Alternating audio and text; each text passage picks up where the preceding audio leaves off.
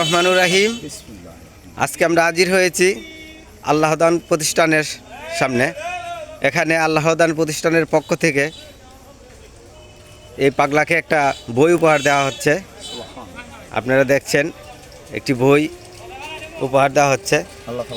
এই মামা, আল্লাহদান প্রতিষ্ঠানের পক্ষ থেকে আপনাকে এই বইটা উপহার দেওয়া হয়েছে, তাতে আপনি খুশি না বেজার? না, আলহামদুলিল্লাহ বাবা। আল্লাহ রাসূল সাল্লাল্লাহু আলাইহি ওয়াসাল্লাম বলেছেন, তোমরা দোলনা থেকে কবর পর্যন্ত জ্ঞান অর্জন করো। এই পৃথিবীতে শ্রেষ্ঠ উপহার হচ্ছে কিতাব।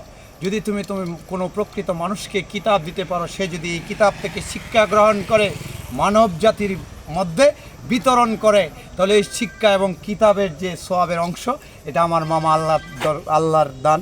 হ্যাঁ, ইঞ্জিনিয়ারিং ওয়ার্কশপের যে মালিক আছেন অথবা মহাজন আছেন আমার মামা শ্রদ্ধাভাজন, ইনি এমনিই পাগল ফকিরদেরকে দান খয়রাত করেন।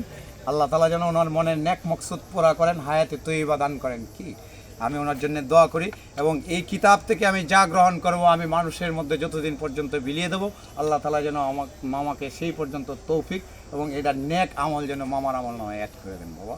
কিতাবই হচ্ছে প্রকৃত কিতাব। জি, আল্লাহ তাআলা ihsan করেন। ঠিক আছে, অসংখ্য ধন্যবাদ তোমাকে এই উপহারটি গ্রহণ করার জন্য। জি, আল্লাহ করিম সবাইকে বরকত দেন। আমার মামাকে জানে মালে বরকত দেন, যিনি ভিডিওতে আছেন ওনাকে বরকত দান করেন আল্লাহ করিম। ইয়া